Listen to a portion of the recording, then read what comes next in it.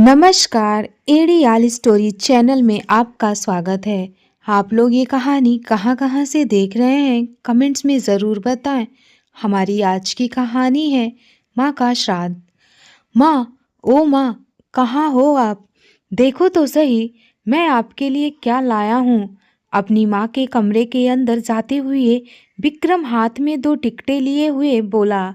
बेटे की आवाज़ सुनकर पूजा में बैठी हुई उसकी माँ ने उसकी ओर नज़र उठाकर देखा तो बोली, क्या है बेटा? माँ, आप बहुत दिनों से कह रही थी कि मैं आपको गंगा स्नान कराने ले चलूं, तो इस बार कई सालों बाद कुंभ का मेला प्रयागराज में लगा हुआ है, तो मैंने सोचा कि आपको भी कुंभ में ले चलता हूँ और गंगा स्नान करवा देता हूँ।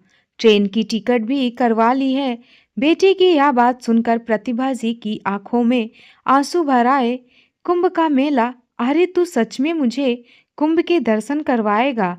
तू सच कह रहा है ना बेटा? मुझे यकीन नहीं हो रहा है। अरे माँ, मैं झूठ क्यों बोलूँगा?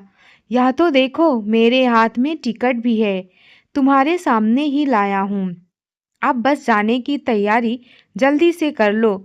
जितना भी सामान चाहिए मुझे पहले ही बता देना, और माँ सब सामान याद से रख लेना।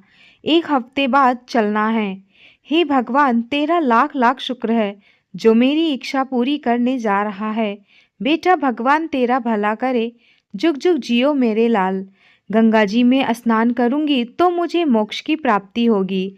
अच्छा बेटा, कौन कौन चलेगा? सभी चल रहे हैं ना? प्रतिभा जी ने मुस्कुराते हुए पूछा।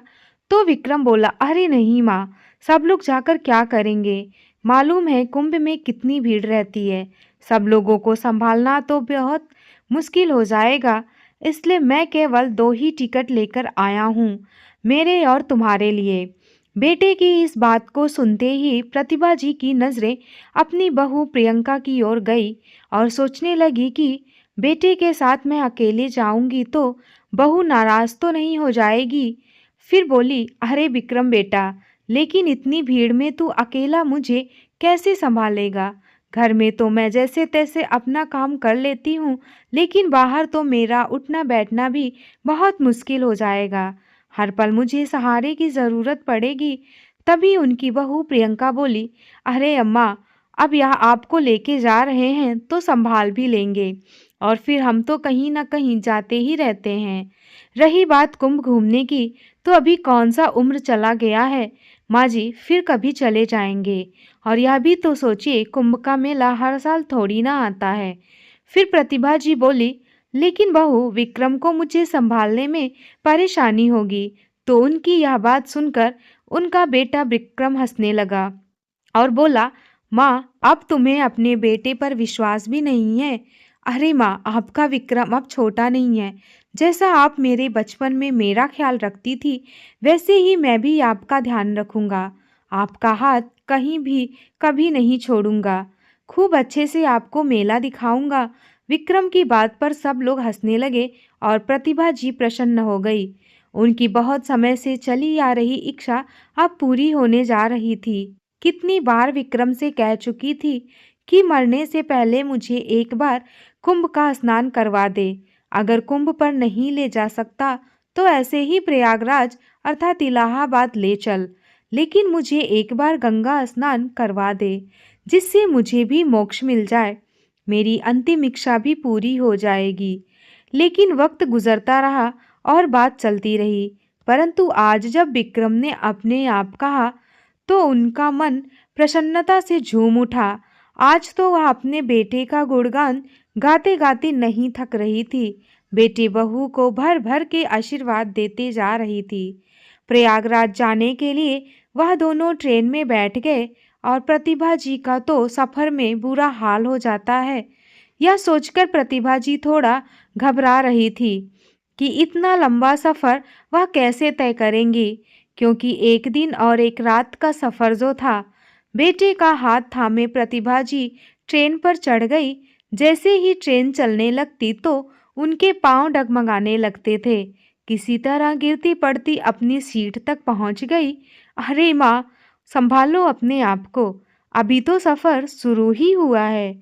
आगे कैसे करोगी? हाँ बेटा, कोशिश कर रही हूँ संभलने की, पर उम्र हो गई है ना, हाथ की पकड़ अब ढीली हो चुकी है। लाचार और बेबस होते हुए प्रतिभा जी बोली। तो विक्रम ने कहा, कोई बात नहीं माँ, मैं हूं ना, मैं सब संभाल लूंगा। यह सब सुनकर प्रतिभा जी की आंखों से ममता भरे आंसू छलकने लगे। ट्रेन की छुक छुक आवाज उनके कानों को परेशान कर रही थी। ट्रेन के चलने पर हिलने से उन्हें डर लगता था, जिससे प्रतिभा जी रात भर सो नहीं पाई।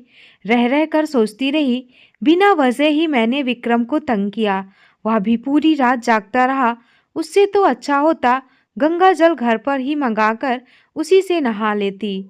आज मुझे समझ आ रहा है कि क्यों विक्रम हर बार मेरी गंगा नहाने की बात को टाल देता था। खैर, भगवान का नाम जपते जपते किसी तरह प्रतिभा जी का सफर पूरा हुआ। गाड़ी रुकी तो प्लेटफार्म की भीड़ भाड़ को देखकर प्रतिभा जी हैरान रह गई। विक्रम ने दोनों बैग अपने कंधे पर लटकाया और अपनी माँ का हाथ पकड़कर स्टेशन से बाहर ले गया। मौसम का हाल कुछ ठीक नहीं लग रहा था। इसी समय काली घटाएं छाने लगी और ठंडी ठंडी हवाएं चलने लगी। अरे बेटा, मुझे तो बहुत ठंड लग रही है। इस मौसम को भी आज ही बिगड़ना था क्या? ना जाने कब बरसने लगेगा। माँ की यह बात सुनकर विक्रम बोला, माँ थोड़ी देर हम स्टेशन पर ही बैठते हैं, मौसम ठीक होने पर ही बाहर निकलेंगे। थोड़ी देर बाद विक्रम उठकर कहीं चला गया और जब लौटा तो उसके हाथ में चाय की 2 कुल्हड़ और गर्मा गर्म समोसे थे। माँ बेटे ने वहीं बैठकर सुकून से चाय पिए और पकौड़े खाए। थोड़ी ही देर में प्रतिभा जी को नींद आने लगी तो वहीं कुर्सी का टेक लेकर आंखें बंद कर ली। करीब 1 घंटे के बाद बारिश थम गई और सूरज निकल आया। मौसम बहुत सुहाना हो गया था। बारिश के कारण रेलवे स्टेशन पर जो भीड़ बढ़ गई थी, वह भी अब निकलने लगी थी। हर तरफ शोर ही शोर मचा था। दोनों माँ बेटे एक ऑटो रिक्शा पकड़कर कुंभ के मेले तक पहुंच गए।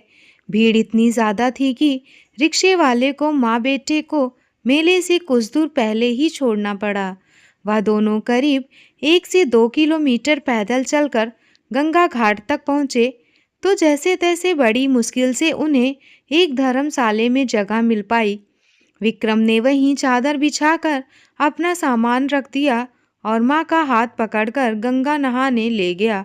प्रतिभा जी ने अपने जीवन भर में इतनी भीड़ कहीं नहीं देखी थी। कहीं बच्चों के लिए झूले तो कहीं सर्कस चल रहे थे, कहीं लाउड स्पीकर का शोर मच रहा था तो कहीं भजन चल रहे थे, कहीं गंगा मैया की आरती तो कहीं गंगा मैया की जय जयकार करते लोग घूम रहे थे, कहीं साधु संतों के प्रवचन तो कहीं गंगा मैया की पूजा भक्ति चल रही थी। आगे बढ़े तो खिलौने वाले, पूड़ी कचौड़ी और मिठाई की दुकान, धार्मिक किताबें और तस्वीरों की दुकान, हर जाति और धर्म के लोगों को देखकर वह हैरान थी। उन्हें ऐसा लग रहा था कि जैसे वह किसी दूसरी ही दुनिया में पहुंच गई हैं। यह सब नज़ारा देखकर उन्हें बड़ा सुकून मिल रहा था। प्रतिभा जी अपने बेटे विक्रम का हाथ कस के पकड़े हुए कुंभ मेले का आनंद ले रही थी। रास्ता बनाते हुए विक्रम उन्हें किनारे तक लेकर आया, परंतु यहाँ भी भीड़ ही भीड़ थी। विक्रम ने हाथ पकड़कर अपनी माँ को गंगा में स्नान कराया और फिर खुद स्नान किया। गंगा में फूल और प्रसाद चढ़ाया तो ना जाने कब से मन में बसी प्रतिभा जी की इच्छा आज पूरी हो गई थी। खुशी के मारे उनके आंख से आंसू निकलने लगे। हाथ जोड़कर प्रार्थना की कि हे गंगा मैया, मेरे विक्रम जैसा बेटा हर माँ को देना। आज उसी के कारण तो मैं आपके दर्शन कर पाई हूँ। ऐसा कहते हुए प्रतिभा जी ने थोड़ा गंगा जल एक बोतल में भर लिया और जाते समय गंगा मैया को प्रणाम किया। सोचने लगी कि पता नहीं दोबारा गंगा मैया के दर्शन भी कर पाऊंगी या नहीं। विक्रम ने अपनी माँ को मेला घुमाई और खूब खिलाया पिलाया। फिर प्रतिभा जी बोली, बस बेटा, अब मैं बहुत थक चुकी हूँ, अब मुझसे और नहीं चला जाता। तो विक्रम माँ के कहने पर उन्हें धर्मशाले पर वापस ले आया। चलो माँ, अब तुम यहीं आराम करो, मैं मेला घूमकर आता हूँ। ऐसा कहते हुए विक्रम ने अपनी जेब में से कुछ रुपए निकाले और अपनी माँ के हाथ में थमा दिए। अरे बेटा, मैं इन रुपयों का क्या करूँगी? तू है तो मुझे इसकी कोई ज़रूरत नहीं है, और वैसे भी मेरी साड़ी के पल्लू से 500 रुपए के 2 नोट बंधे हैं। ऐसा कहते हुए प्रतिभा जी उस पैसे को वापस करने लगी, तो विक्रम बोला, अरे नहीं माँ, इन्हें रख लो, कभी ज़रूरी वक्त में काम आ जाते हैं। ओहो माँ, रख लो, कभी कुछ खरीदने का मन होता है, या कहीं मेले में मेरी जेब कट गई तो विक्रम ऐसा कहने पर प्रतिभा जी ने रुपए रख लिए, या सोचते हुए कि ऐसे मेलों में तो कई लुच्चे लफंगे घूमते रहते हैं और लोगों को बुद्धू बनाकर लोगों की जेब साफ करके निकल जाते हैं और सामने वाले को पता भी नहीं चलता। विक्रम अपना थैला लेकर वहां से चला गया और प्रतिभा जी वहीं पर अपना थैला लेकर सर के नीचे तकिया बनाकर चादर पर लेट गई। आज उनका मन बहुत संतुष्ट था। विक्रम ने भी उनका खूब ध्यान रखा था। लेटे लेटे उनकी आंख लग गई, लेकिन जब आंख खुली तो देखा सूरज अस्त हो चुका था। इधर उधर देखा तो विक्रम अभी तक नहीं लौटा था। उनके माथे पर चिंता की लकीरें उभर आईं। किसी अनहोनी की शंका उन्हें सताने लगी। अनजानी जगह और अनजाने लोग, अपने विक्रम के बारे में पूछूं भी तो किससे? फिर उन्होंने अपना सामान टटोल कर देखा तो सब कुछ सुरक्षित था। अपनी साड़ी के पल्लू में बंधे हुए रुपए भी टटोले, वह भी सुरक्षित थे। तो धर्मशाले से बाहर जाकर इधर उधर अपने बेटे को खोजने लगी। तभी सामने देखा तो हैरान रह गई। आदमियों का एक झुंड तेजी से भागता हुआ आ रहा था। इससे पहले कि वह कुछ समझ पाती, जोर जोर से चीख पुकार मचने लगी। फिर पता लगा कि मेले में किसी ने गोली चला दी है, जिस कारण हर तरफ भगदड़ मच गई है और भगदड़ में गिरकर कुचलने से बहुत से लोग मारे गए हैं। यह बात सुनकर प्रतिभा जी को तो जैसे काटो तो खून नहीं, उनका कलेजा धक धक होने लगा था। माथे से पसीना टपकने लगा, पूरा शरीर कांपने लगा कि कहीं उनका विक्रम भी तो इस भीड़ में नहीं। नहीं, ऐसा नहीं हो सकता।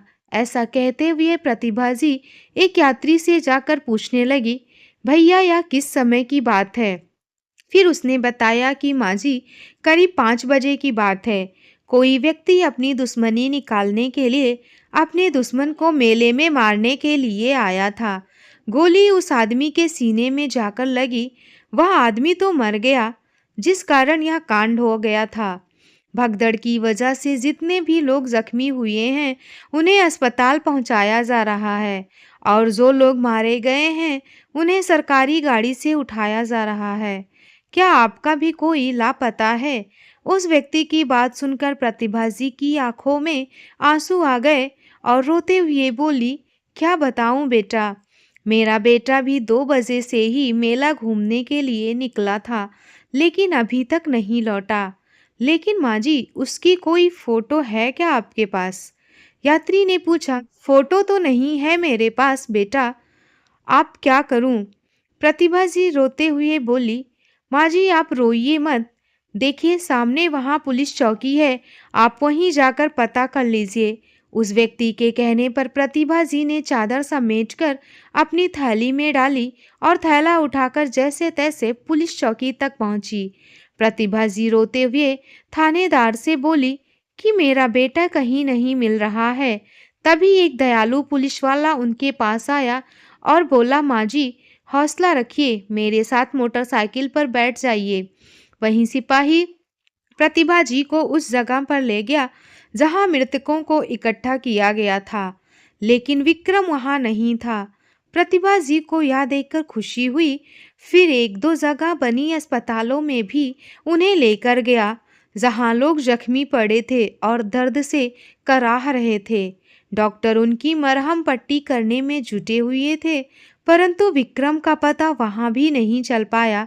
तभी प्रतिभा जी ने सोचने लगी कि कहीं विक्रम धर्मशाले पर वापस तो नहीं लौट गया। शायद वह वहां मुझे ढूंढ रहा होगा, परेशान तो नहीं हो गया होगा। कहीं वह मेरा इंतजार न कर रहा हो। प्रतिभा जी के मन में बहुत से विचार पनपने लगे थे। हालांकि उन्होंने पुलिस चौकी पर उसका हुलिया बता दिया था और उन्होंने कहा था कि अगर मेरा बेटा मिले तो मेरे लौटने तक उसे यहीं रोक कर रखना, इस उम्मीद से कि विक्रम वहीं मेरा इंतजार कर रहा होगा। प्रतिभा जी ने आकर पता किया तो उन्हें मालूम पड़ा कि उन कोई भी उनके बारे में पूछने नहीं आया था। धर्मशाले में गई तो वहां भी उनका बेटा नहीं मिला। आधी रात हो गई थी।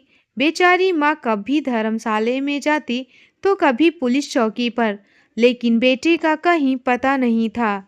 जब रात के 2 बज गए तो पुलिस वालों ने कहा, अम्मा जी आप जाकर आराम कीजिए। यदि आपका बेटा पूछने आया तो हम आपके पास भेज देंगे। बेटे के बिछड़ जाने से व्याकुल प्रतिभा जी आशा भरी नजरों से कभी यहाँ देखती तो कभी वहां देखती, फिर चादर बिछाकर लेट गई। लेकिन आंखों में नींद कहाँ थी। उन्हें चैन नहीं आ रहा था, सुकून नहीं थी। कहाँ चला गया मेरा बेटा? इतने बड़े मेले में मैं उसे कहाँ कहाँ ढूंढूं? यहाँ कोई अपना भी नहीं है। यदि विक्रम न लौटा तो मैं अकेले घर कैसे जाऊंगी? बहू मुझसे विक्रम के बारे में पूछेगी तो उसका सामना मैं कैसे करूंगी? यह सोचते सोचते प्रतिभा जी स्वयं को ही कोसने लगी कि व्यर्थ ही गंगा नहाने की जिद मैं बना रखी थी। अगर विक्रम टिकट ले ही आया था तो मैं मना भी कर सकती थी। टिकट तो वापस भी हो सकते थे। इतनी बड़ी मुसीबत तो सर पर ना पड़ती। अब कहाँ कहाँ ढूंढूं मैं अपने बेटे को? फिर प्रतिभा को ख्याल आने लगा कि कहीं विक्रम को कोई ठग बहला फुसलाकर तो नहीं ले गया। कितना सीधा है मेरा बेटा, बहुत जल्दी किसी की भी बातों में आ जाता है। या फिर किसी ने कोई गलत चीज उसे सुंघाकर बेहोश तो नहीं कर दिया और उसका सारा पैसा, अंगूठी और चैन छीनकर उसे कहीं फेंक दिया हो। यह सब सोचकर प्रतिभा जी अंदर ही अंदर चिंता के मारे बेचैन हुई जा रही थी। मन में उठने वाली आशंकाओं का अंत ही नहीं था। अगले दिन जब सुबह हुई तो प्रतिभा जी नहाना धोना भूलकर सीधा पुलिस चौकी पर पहुंच गई। पुलिस देखते ही बोले, आइए माँ जी, क्या आपका बेटा लौटा नहीं अभी तक?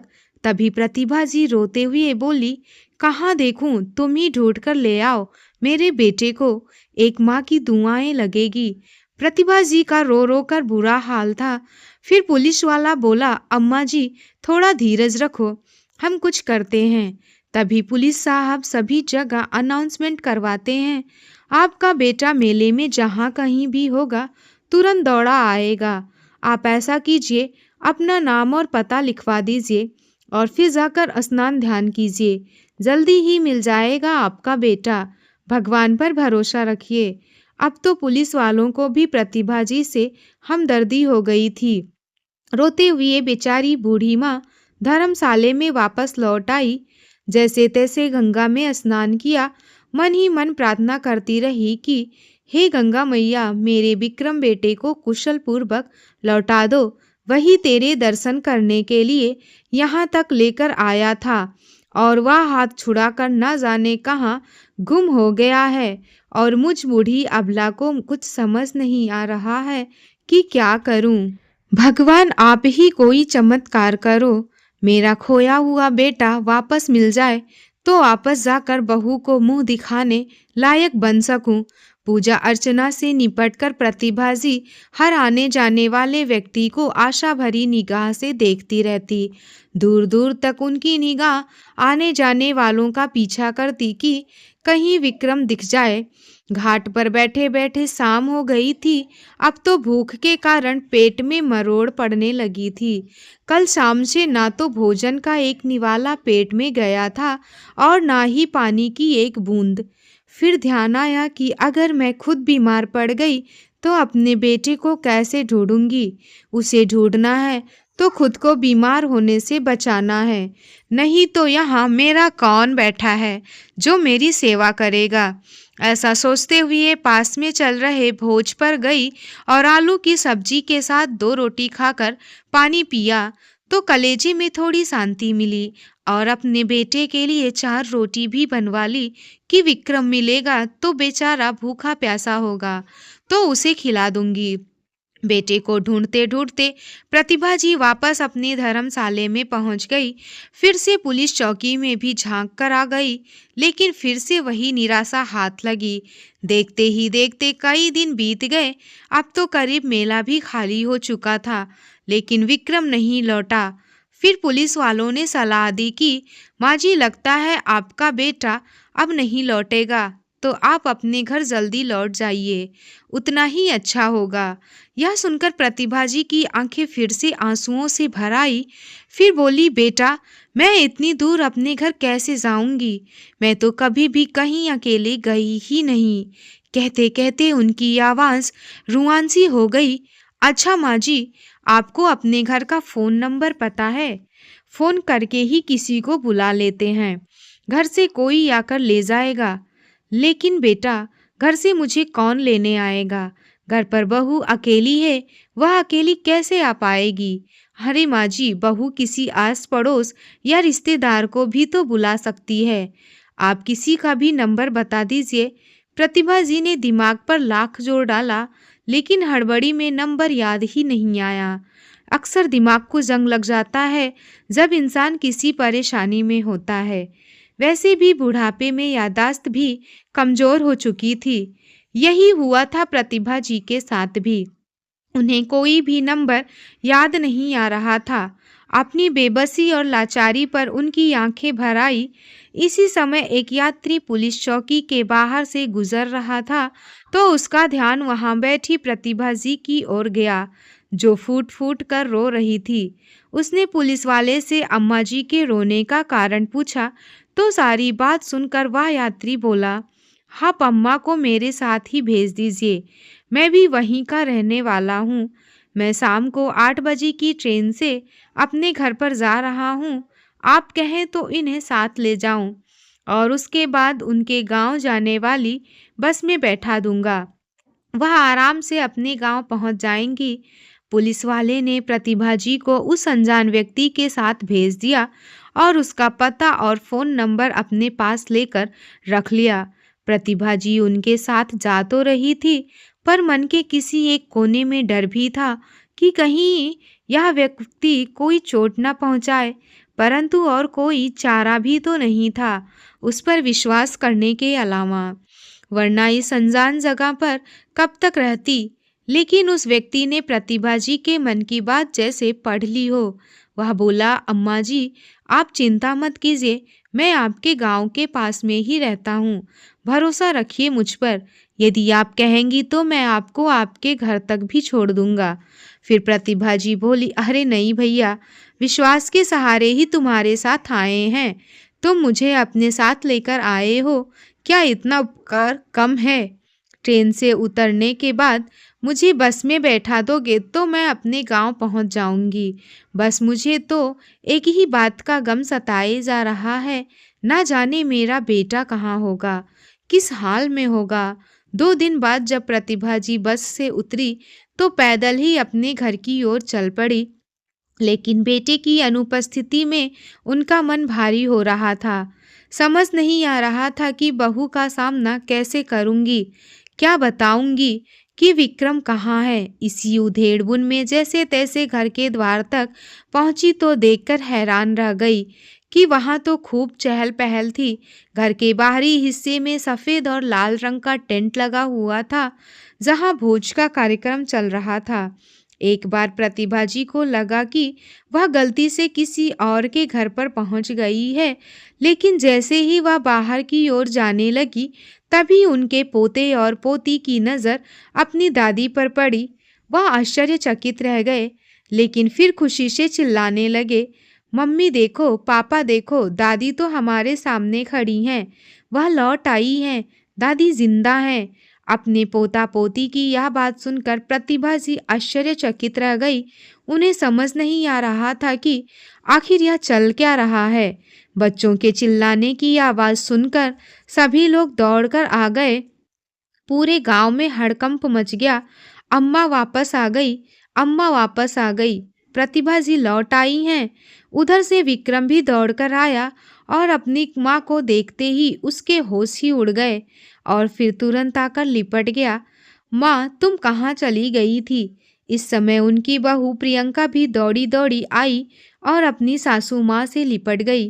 पता है माँ, कितने दिनों से हमारा रो रो कर बुरा हाल था। हमने तो सोचा था कि माँ जी। तभी उसकी बात काटते हुए प्रतिभा जी बोली, हाँ हाँ, यही सोचा होगा ना कि मैं भगवान को प्यारी हो गई। प्रतिभा जी को जैसे सारी बात का एहसास हो चुका था। फिर वह बोली, इसलिए तो तुम आज अपनी सास का श्राद्ध कर रही थी। एक बार मुझे ढूंढने तक जरूरी नहीं समझा तुम लोगों ने। और विक्रम तो मुझे वहां निर्जन स्थान पर अनजाने लोगों के बीच में छोड़कर यहाँ चला आया। मुझसे पीछा छुड़ाने का यही रास्ता सूझा तुम लोगों को। यही सोचा होगा ना कि अकेली बूढ़ी औरत वापस घर कैसे पहुंचेगी, वहीं मर गई होगी। ऐसा कहते हुए प्रतिभा जी वहीं जमीन पर अपना माथा पीटते हुए बैठ गई। फिर बोली, अरे मैं तो पगला उठी थी, घाट घाट पर तुझे ढूंढती फिर रही थी। फिर विक्रम बोला, ऐसा नहीं है माँ, मैंने तुम्हें कहाँ कहाँ नहीं ढूंढा।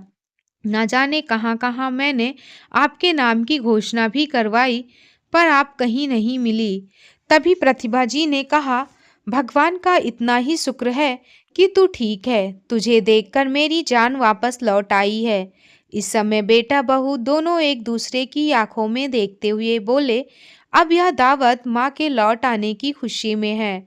सब खुशी से खाना खाओ, हमारी माँ वापस आ गई है। ऐसा कहते हुए विक्रम खुशी से नाचने लगा तो दूसरी ओर गांव की औरतों में कानाफूसी होने लगी। लेकिन थोड़ी ही देर में सब लोग प्रियंका और विक्रम को बधाई देने लगे और बोले, प्रियंका, अच्छा ही हुआ जो तुम्हारी सासू माँ लौट आई, नहीं तो तुम क्या क्या सोच रही थी और वह बेचारी न जाने कहाँ कहाँ भटक रही होगी। बड़ी हिम्मत वाली है जो इतनी दूर से अकेले लौट आई। वह सभी रिश्तेदार जो प्रतिभा जी के दुख में शामिल होने आए थे, वे लोग बहुत खुश होने लगे और तभी किसी ने ढोल वाले को बुला लिया। ढोल बजाने लगे और सब लोग नाचने कूदने लगे। माहौल एकदम से बदल गया था। उधर अपने बेटे विक्रम को अपने सामने सुरक्षित देखकर प्रतिभा जी भी सब कुछ भूल गई। भगवान ने उनकी मन्नत सुन ली थी। अब भगवान पर उनका विश्वास और भी दृढ़ हो गया था। सभी रिश्तेदार और पड़ोसी खा पी कर अपने अपने घर चले गए थे। प्रतिभा जी और उनका बेटा बहू भी अपने अपने कमरे में चले गए। कितने दिनों बाद आज प्रतिभा जी निश्चिंत होकर सुकून से सोई थी। फिर अचानक ही उनकी रात में नींद खुली। उनका गला सूख रहा था। पानी पीने के लिए उठी तो देखा कि विक्रम के कमरे की लाइट जल रही थी और धीरे धीरे कुछ बोलने की आवाज़ भी आ रही थी। आखिर यह लोग इस समय क्यों जग रहे हैं? यह सोचकर वह जैसे ही उनके कमरे की ओर बढ़ी तो जो कुछ भी उन्होंने सुना उन्हें अपने कानों पर यकीन नहीं हुआ। उनकी बहू प्रियंका विक्रम से कह रही थी कि तुमने तो कहा था कि मैं माँ जी को ऐसी जगह ठिकाने पर लगाकर आऊँगा कि वह यहाँ तक कभी वापस नहीं आ पाएंगी।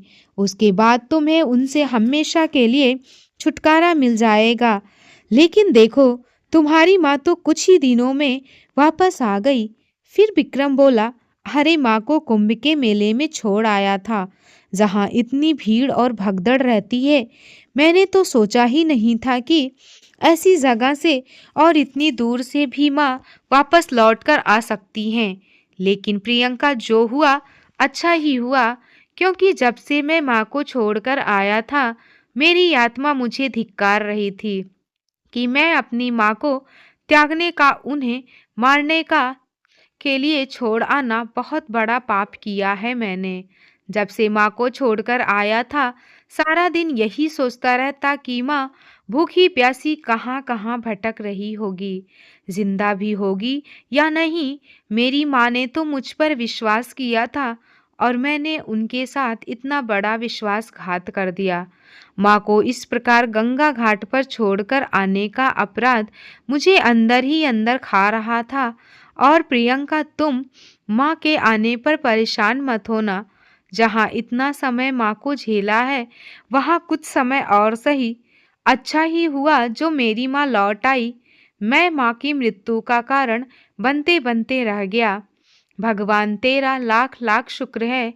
इतनी बात सुनते ही प्रतिभा जी के पैरों तले जमीन खिसक गई और कुंभ के मेले का सारा दृश्य उनकी आंखों के सामने आने लगा, क्योंकि पिछले दिनों उन्होंने लगभग सारे कुंभ के मेले में घूम लिया। अपने बेटे के नाम की जगह जगह पर घोषणा करवाई, पर अपने नाम की घोषणा तो उन्होंने कहीं सुनी ही नहीं थी। कितना बड़ा झूठ बोला था विक्रम ने मुझसे। वह मुझे अपनी और अपनी पत्नी की जिंदगी से मुक्त होने के लिए ही गंगा स्नान करवाने ले गया था। मैं इतनी बड़ी बोझ बन चुकी थी अपने ही बेटे के ऊपर कि वह मुझे जीते जी मारना चाहता था।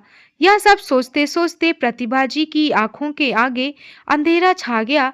इससे पहले कि वह खुद को संभाल पाती, वह धड़ाम से जमीन पर गिरी। एक बूढ़ी माँ सब कुछ झेल चुकी थी, पर यह सदमा वह ना झेल सकी। आज सच में उस बूढ़ी माँ को अपनों से मोक्ष मिल गया था। विक्रम और प्रियंका को भी उस बूढ़ी माँ से छुटकारा मिल चुका था, लेकिन मन के एक कोने में उन दोनों को अपने किए का पछतावा जरूर था। तो दोस्तों, कहते हैं ना, माँ शब्द अपने आप में परिपूर्ण है। दुनिया में हम चाहे कितने भी रिश्ते क्यों ना बना लें, लेकिन माँ के बिना हमारा जीवन अधूरा का अधूरा ही होता है। दोस्तों, आपको ये कहानी कैसी लगी? लाइक और कमेंट्स करके ज़रूर बताएं। इसी तरह की और भी कहानी को देखने के लिए चैनल को सब्सक्राइब करना बिल्कुल ना भूलें। आइए मिलते हैं एक और नई कहानी के साथ। बहुत बहुत धन्यवाद।